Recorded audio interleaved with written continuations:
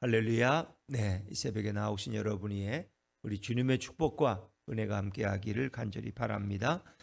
시편 96편은 계속되는 신정시라고 이렇게 부르죠. 90편, 95편부터 100편까지를 이룬 신정시다. 하나님이 통치하시는 나라의 모습을 우리에게 보여주는 그런 시입니다. 이 시의 상황은, 저작의 배경은 바벨론 포로에서 돌아온 이후에 그들이 새로운 성전을 건축하고 그것을 봉헌할 때 어떤 시인이 지어서 부른, 기록한 그런 시라고 우린 그렇게 생각할 수 있습니다. 그래서 바벨론 포로에서 돌아온 그들의 마음이 어떠했을까? 그리고 바벨론에 의해서 예루살렘이 멸망당할 때 그 성전도 다 파괴되었는데 이제 70년, 80년이 지난 후에 그들이 돌아와서 또 몇 년의 시간이 경과되어서 그 어려운 가운데 성전, 그러니까 솔로몬 성전과는 비교할 수 없지만 그들이 최선을 다해서 건축한 그 성전, 우리는 그것을 스룹바벨 성전이라고 불러요. 근데 솔로몬 성전의 영광에는 비교할 수가 없어요. 왜? 그때 솔로몬 때는 다윗이 많은 물자와 모든 것을 다 준비해 놨기 때문에. 그러나 이제 포로에서 돌아온 그들은 가진 것이 별로 없어요. 그래서 그들이 최선을 다해서 그 작고 연약하지만 그 성전을 건축해서 하나님 앞에 드릴 때 그들의 감격은 결코 적지 않았을 것입니다. 왜? 포로 생활 70년 동안 그들은 너무나 많은 것을 깨닫고 너무나 많은 것을 뉘우치고 너무나 많은 것을 하나님 앞에서 새롭게 다짐했을 거예요. 이제 하나님이 허락하신 이 성전에서 마음껏 주님을 찬양하겠다는 그들의 각오가 바로 이 시에 스며져 있다는 것입니다. 그래서 그들은 뭐라고 그래요? 하나님을 찬양하는데 새 노래로 여호와께 노래하라. 1절을 다시 한번 읽어볼까요? 1절입니다. 시작. 새 노래로 여호와께 노래하라. 온 땅이여 여호와께 노래할지어다. 새 노래로 여호와께 노래하라. 이것은 과거에 반복되는 그런 감동이 아닙니다. 오늘 하나님이 그들에게 주신 새로운 은혜와 새로운 감격 가운데서 이제 그들은 하나님을 찬양하기 시작한다는 것이죠. 하나님의 관심과 하나님의 사랑은 끊임없이 아침마다 새롭듯이 하나님 앞에 영광 돌리는 그들의 찬양도 늘 새로워야 되는 거예요. 어제 아침에 부르는 찬양과 오늘 아침에 부르는 찬양은 다른 거예요. 그렇죠? 어떤 사람이 이렇게 정말 큰 수술을 받게 되어서 정말 이 수술을 하고 이렇게 생존할 확률은 5%밖에 안 돼. 의사도 당신은 95%는 죽을 수입니다. 그러나 혹 5%의 행운을 차지한다면 당신은 다시 살아서 걸어 나올 수 있을 것입니다. 근데 그가 정말 수술방에 들어가서 12시간 동안의 수술을 마치고 돌아왔는데 정말 그 모든 경과가 좋았어요. 하나님의 은혜 가운데 그가 일주일 후에 눈을 뜨고 그가 이제 걷게 되고 그래서 맑은 하늘을 쳐다보며 병원 문을 나와서 이렇게 산책을 할 때 어떨까요? 그가 들어갈 때 그 세계와는 다른 세계를 보는 것입니다. 정말 그것은 새로운 세상에 새로운 생명을 경험하게 되는 거예요. 그렇기 때문에 그는 새로운 감격을 가지고 새 노래로 여호와께 노래할 수밖에 없는 거예요. 바로 그런 의미, 바벨론 포로, 그 죽음의 땅에서 포로의 땅에서 돌아온 그들은 새 노래로 당연히 하나님을 찬양할 수밖에 없지요. 그리고 이제 그들이 경험한 그 모든 하나님의 역사를 그들은 멀리 세상에 선포하고 알려야 되는 것입니다. 자, 2절과 3절입니다. 2절과 3절 시작. 여호와께 노래하여 그의 이름을 송축하며 그의 구원을 날마다 전파할지어다. 그의 영광을 백성들 가운데에 그의 기이한 행적을 만민 가운데 선포할지어다. 그래서 보면 노래하라, 송축하라, 선포하라, 전파하라, 뭐 이런 말씀이 계속되어지는 것입니다.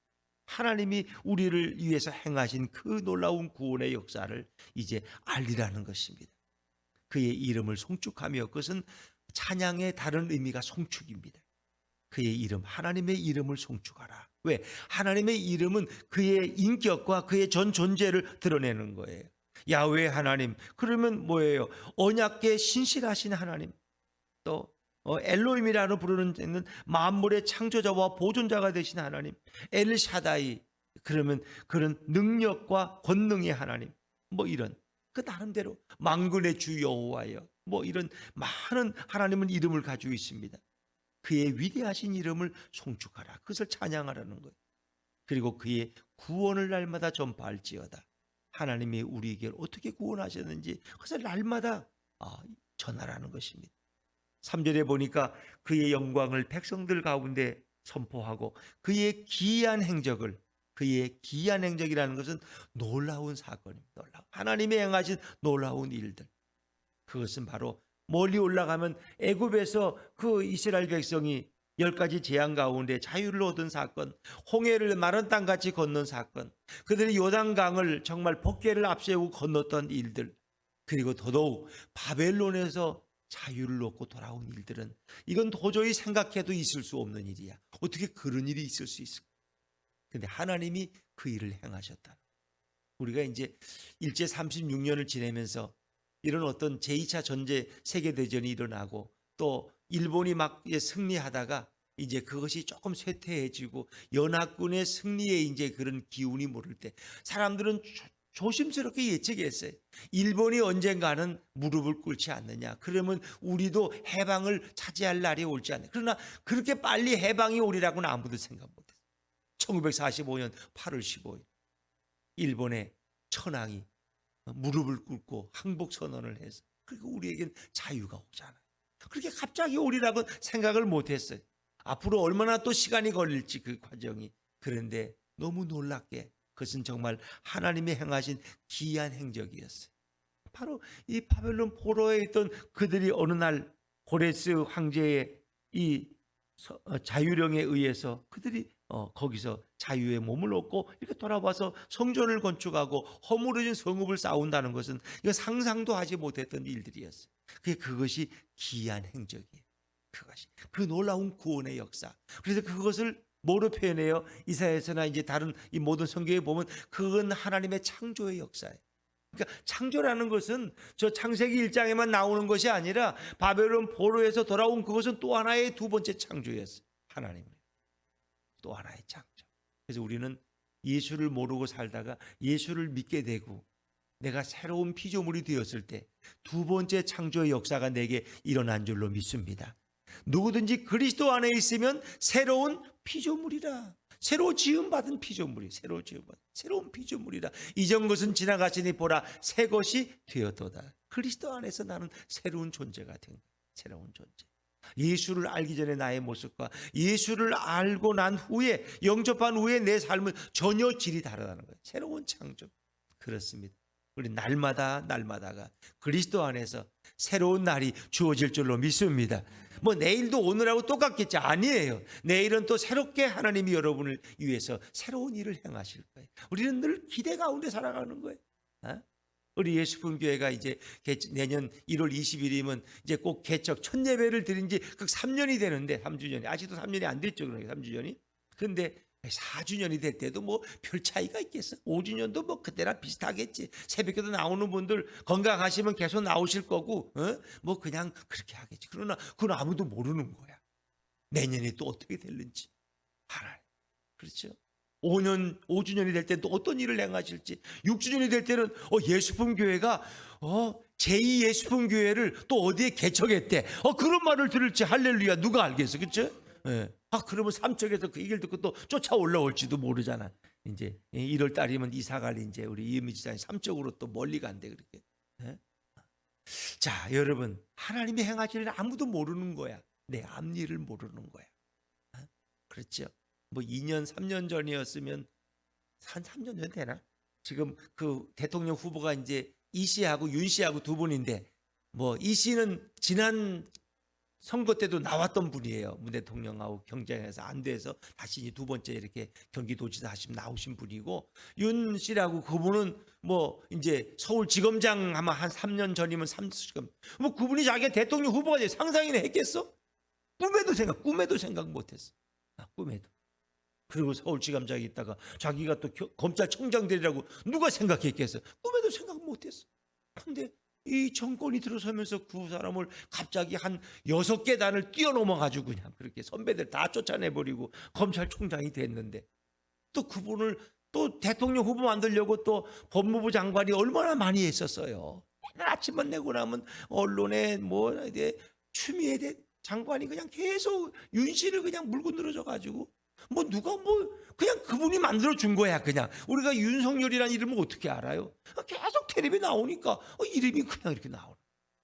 추미애하고 싸우질 않나? 조국 수사하는데 또 뭐 버티질 않나? 이러니까 그냥 그게 또 뭐 정권을 별로 안 좋아하는 사람들은 또 그 윤 씨 편을 자꾸 들어가지고 그러다 보니 그분이 대통령 후보가 된 거예요. 그래서 사실 그분이 그만둬도 저거는 오래 못 간다. 반기문도 그랬고 옛날에 고건 총리도 그랬고 다 한때는 막 올라가다가 2달 지나면 다 허물어졌다는 거야. 이분도 그럴 줄 알았어. 근데 이분이 내공이 또 보통이 아니야. 왜? 9번 떨어졌어. 9번. 구수 재수생이야. 여러분 재수내도 구수는 해봤어요? 구수? 이 사람 구수야 구수. 그러니까 뭐 아무리 때려도 자기는 더 단단해진대. 그러니까 진짜 여기까지 왔잖아요. 근데 앞으로 이런 또 아무도 몰라. 누가 탈락되고 누가 또 어떻게 될는지 아무도 몰라. 그거는 누가 될지도 모르고 새로운 제3의 인물이 또 대통령이 될 수도 있고 그건 아무도 몰라. 왜 이 두 분이 또 하도 고발받은 게 맞으니까 어떻게 또 법정에 서게 되면 대통령 자격을 이룰 수도 있죠. 그건 모르는 거야. 근데 그 얘기를 하려는 건 아니고 내일이 모른다는 거야. 하나님이 예수품 교회를 또 어떻게 축복하실지 모르고 여러분의 인생을 어떻게 사용할지 모른다는 거예요. 내일이 날마다 기대되고 새로운 소망의 여러분의 인생이 되기를 주의 이름으로 축원합니다. 새해에는 더 하나님이 놀라운 일들을 여러분을 위해서 준비하고 있는지 누가 알겠습니까? 그래서 우리는 날마다 새 노래로 찬양하는 하나님이 행하신 기이한 행적을 만민 가운데 선포하는 인생이 되어야 할 거예요. 왜냐하면 우리가 믿고 의지하는 그 하나님 어떤 분이에요? 그분은 위대하신 분이에요. 우리 4절 말씀입니다. 4절입니다. 시작. 여호와는 위대하시니 지극히 찬양할 것이요 모든 신들보다 경외할 것이며 그분은 광대하시고 위대하신 분. 찬양받기에 합당하신 분이에요. 그분은 모든 신들보다 더 경외해야 될 분이야. 여기서 모든 신들이란 다 우상들이야. 우상들. 자, 5절과 6절, 5절과 6절을 같이 읽죠. 시작. 만국의 모든 신들은 우상들이지만 여호와께서는 하늘을 지으셨음이로다. 존귀와 위엄이 그의 앞에 있으며 능력과 아름다움이 그의 성소에 있도다. 만국의 모든 신들은 다 헛된 것들, 우상들에 불과한 거예요. 그러나 여호와께서는 어떤 분이에요? 창조주 하나님이에요. 이분은 우상들은 창조했다는 얘기가 없어. 근데 이분은 온 우주를 창조하신 분이에요. 창조하고 다스리시고 운영하시고 그 모든 것을 완성하실 분이에요. 그래서 그분은 존귀와 위엄을 받기 합당하신 분이기 때문에 존귀와 위엄이 그의 앞에 있으며 여호와 앞에 있어요. 그것은 바로 하나님의 속성이야. 하나님은 존귀와 위엄으로 대신되는 분이에요. 그분은 너무 존귀하시고 너무나 그 권위가 뛰어나신 위엄하신 어미하신 분. 그렇죠. 능력과 아름다움, 그분의 능력과 그 아름다움은 그의 성소에 다 거기에 있다는 것은 그 하나님의 성품이 존귀와 위엄이고 능력과 아름다움으로 이렇게 가지신 그런 하나님임을 말씀하는 거예요. 그분의 앞에 그분의 이름을 둔 그 성소에 그분의 능력과 아름다움이 거기서 다 체험될 수 있다는 거예요. 그것이 하나님의 속성을 이제 이렇게 시적으로 표현한 거예요. 그렇기 때문에 온 열방이 누구에게 하나님께 영광을 돌려야 돼요. 7절입니다. 7절 시작. 만국의 족속들아 영광과 권능을 여호와께 돌릴지어다. 여호와께 돌릴지어다. 그렇습니다. 이 만 열방들이 모든 민족과 백성이 누구에게 하나님께 영광과 권능을 돌려야 되는데 지금 돌려요 안 돌려요? 안 돌리잖아요. 오히려 무신론을 주장하고 자기들의 거대한 바벨탑 같은 걸 쌓아놓고 인간의 문화를 찬양하고 있잖아요. 그러니까 하나님이 별로 기뻐하지 않으시는 이 열방이 너무 죄악의 탑을 쌓아가니까 결국 하나님은 그들을 보지 못하고 그냥 예전에는 노아 홍수를 예고하시고 그냥 그 홍수를 그냥 다 휩쓸어 버리셨는데 지금은 그렇게 하지 않으시고 인간으로 하여금 깨달음의 시간을 주시는데 그것이 코로나 팬데믹. 그래서 하나가 끝나면 또 하나가 이게 A, B, C, D로 이어진다는 거 아세요? A, B, C, D로 끝나면 또 델타가 끝나면 또 그다음에 또 오미크론이 나오고 계속 이게 A, B, C, D로 이어지는 거예요. 어디까지 갈지 아무도 몰라. 이것도 몰라. 당장 다음 달 끝날 수도 있고 백신 치료제가 개발돼서 또 아니면 이게 영국의 어느 연구기관의 말대로 5년 동안을 갈 것이다. 5년을 갈지 3년을 더 갈지 아무도 몰라. 그건 하나님만이 아시고 하나님이 주관하시는 역사예요. 하나님만이. 그래서 우리는 어떻게 해요? 하나님 앞에 나와서 부르짖고 기도할 수밖에. 하나님의 뜻을 우리가 묻고 하나님의 뜻을 깨닫고 하나님께서 이 코로나를 하루빨리 종식시키도록 우리는 하나님 앞에 와서 부르짖고 기도. 근데 이 코로나를 통해서 하나님이 어떤 것을 이루어 가실까? 그건 지금은 몰라요. 이 코로나가 끝난 먼 훗날, 코로나가 끝나고 10년, 20년, 30년 후에 우리는 그 의미를 더 정확히 알 수 있을지도 모르겠어요. 그러니까 지금은 왜 이런 고난이 있는지 아무도 몰라.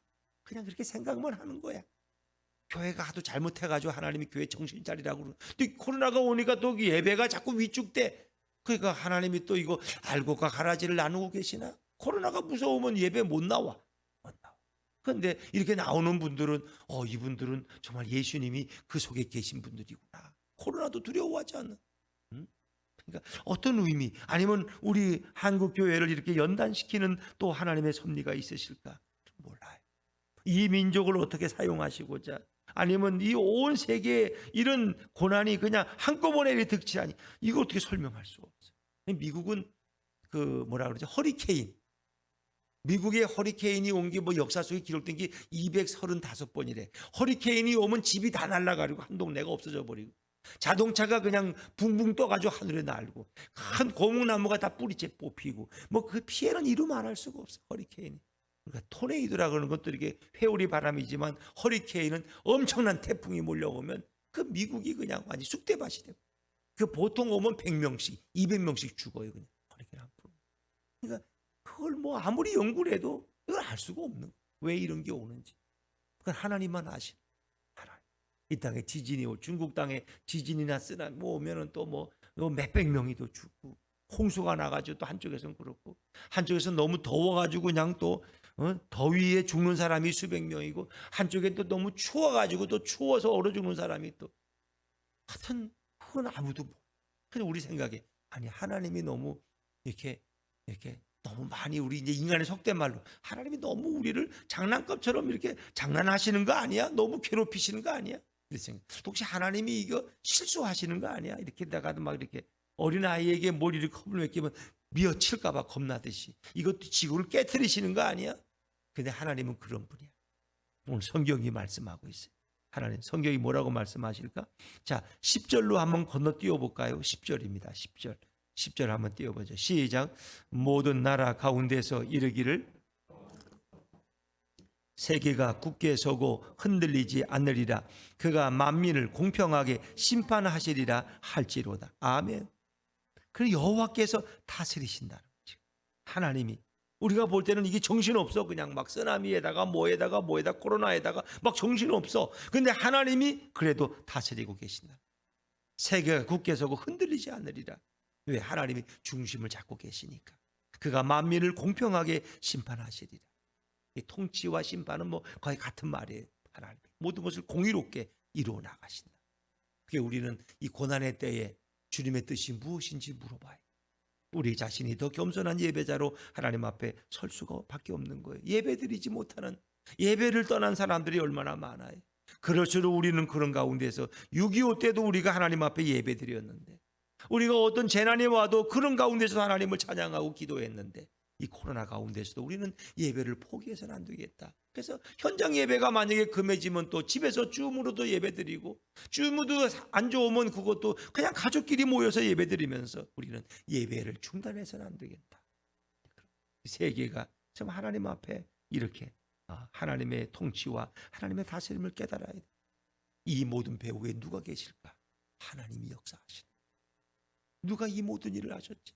이제 러시아가 굉장히 그 발전했었다는 거 아세요? 그래서 동방 종교회는 러시아에 저 러시아는 못 가봤지만 그 동방 종교회 그 어마어마한 성당들의 그런 러시아는 엄청나게 많다는 거예요. 그런 유물들이 많고, 그리고 러시아도 굉장히 번영했고, 많은 소설들의 배경이 러시아 아닙니까? 소련이라는 게. 그래서 솔제니치는 거기서 이제 그 탈출했지만, 그 전에 보면 모든 그 문학이나 이런 게 그 소련에서도 많이 나왔어요. 그만큼 그들이 그런데 이제 그 후에 공산당, 사회주의가 들어오고 볼셰비키 혁명이 나고 공산주의가 들어오고, 러시아가 이제 소련이 추락해가지고 가난하고 막 살기 어려운 나라가 되고 독재 국가가 되고 교회가 문을 닫고 이러면 사람들은 막 길거리에 거지들이 득실거리고, 그럴 때 어르신들은 그런 말 했어요. 아니 이거 소련이 왜 이렇게 됐지? 이게 그렇게 잘 살던 소련이 왜 이렇게 됐지? 그 배후에 그때 어르신들은 이건 하나님이 하신 거야. 하나님이 이렇게 하셨지. 하나님이.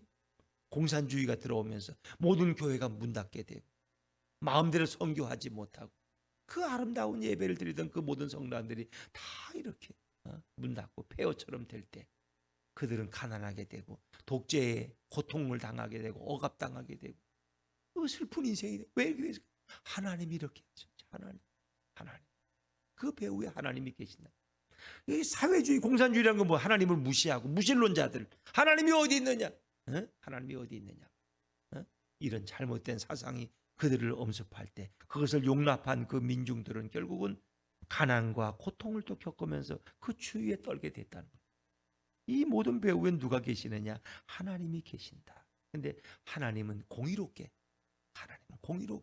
이 모든 일을 이루어 나가신다는 거예요. 그래서 결국은 이제 이 모든 새로운 창조의 이 모든 배경에도 하나님이 계시고 이 역사를 이끌어 가시는 분이 하나님이기 때문에 우리는 그분에게 영광과 찬양을 돌려야 된다. 자, 그리고 어떻게 돌리느냐? 오늘 성경에 보니까 자 11절 12절 말씀 11절 12절 한번 읽어보죠. 11절 12절 시작. 하늘은 기뻐하고 땅은 즐거워하며 바다와 거기에 충만한 것이 외치고 밖과 그 가운데 있는 모든 것은 즐거워할지로다. 그때 숲의 모든 나무들이 여호와 앞에서 즐거이 노래하리니. 온 모든 세계가 하나님을 즐거워하고 찬양하는데 이제 이것은 메시아가 통치하는 나라의 모습이에요. 그러니까 이 시인은 바빌론 포로에 들어와 성전을 봉헌하면서 그 기쁨과 즐거움으로 하나님을 찬양하는 노래를 부르지만 또 하나 이제 메시아이신 그리스도가 오셔서 우리를 다스릴 그 나라의 영원한 나라의 행복을 바라보면서 그 나라에 들어가면 하늘과 땅이 기뻐하고 즐거워하고 바다와 거기 충만한 것이 외치고 밖과 그 가운데 있는 그러니까 모든 우주와 모든 만물들이 다 하나님을 찬양하는 그런 아름다운 메시아의 나라를 바라보고 있는 거예요. 그래서 그 나라를 바라보는데 그 나라는 하나님이 공평하게 다스리고 심판하시는 나라. 그 나라를 그는 꿈꾸면서 그 나라의 예언을 이 시에 담고 있는 것이죠. 자, 13절입니다. 13절 같이 읽죠. 시작. 그가 임하시되 땅을 심판하러 임하실 것임이라. 그가 의로 세계를 심판하시며 그의 신실하심으로 백성을 심판하시리로다. 혼란한 세상 가운데 그분이 통치자로 심판주로 오시는데 그 모든 것을 공의로 심판하시고 그가 이루실 그 나라는 온 열방과 온 만물 우주가 하나님을 찬양하는 그런 나라를 우리는 이제 맡게 될 것이다.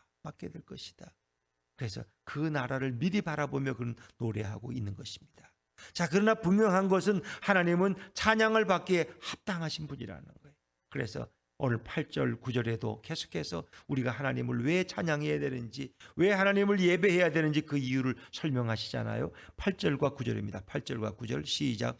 여호와의 이름에 합당한 영광을 그에게 돌릴지어다. 예물을 들고 그의 궁정에 들어갈지어다. 아름답고 거룩한 것으로 여호와께 예배할지어다. 온 땅이여 그 앞에서 떨지어다. 그분은 우리의 영광을 받기에 합당하신 분, 예물을 가지고 그분의 궁정에 들어간다. 이 모든 왕들 앞에는 그냥 빈손이 아니에요. 왕들 앞에. 그래서 아기 예수님이 탄생했을 때 동방박사들이 그분이 왕이시기 때문에 그분에게 황금과 유향과 몰약을 가져간 거예요. 왕을 뵐 때는 절대 빈손으로 가면은 큰일 나는 거예요. 예물을 가지고 들어가는 거예요. 왜? 그분이 왕으로 오시기 때문에 예물을 들고 그의 궁정에 들어갈지어다. 아름답고 거룩한 것으로 이 거룩한 것은 이 거룩한 복장으로 정결한 몸과 마음으로 여호와께 예배할지어다. 온 땅이여 그 앞에서 떨지어다. 이 떤다는 것은 경외할지어다. 그러니까 이 우리가 하나님을 예배해야 될 이유는 그분은 우리의 구원자가 되시고 그분은 위대하시고 그분은 창조주 하나님이시고 그리고 그분은 공의로 이 세상을 통치하고 완성시키실 분이기 때문에 그분은 우리의 생명의 근원이시기 때문에 그분은 영광받기에 합당하신 분이라는. 그래서 우리 인간이 지음받은 이유는 하나님을 찬양하기 위해서. 오늘도 하나님을 찬양하는 것이 얼마나 아름다운지요. 그 공의로우신 심판주 하나님, 역사를 오늘도 공의로 다스리시는 그 하나님 앞에 오늘도 기쁘게 찬양하며 노래하며 이 하루를 우리 예수님과 동행하는 아름다운 하루가 되시기를 주의 이름으로 축원합니다.